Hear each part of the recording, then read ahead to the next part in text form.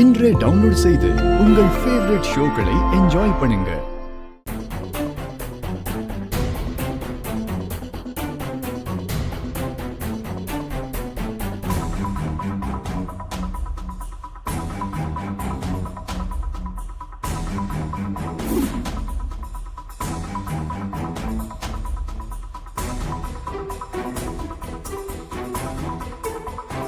ஏன் மாமா பதட்டமா இருக்கீங்க?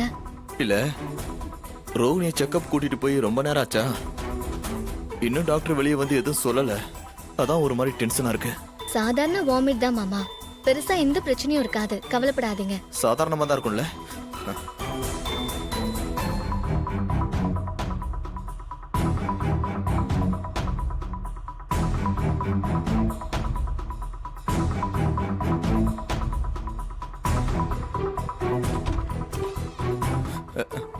டாக்டர் சொல்லுங்க.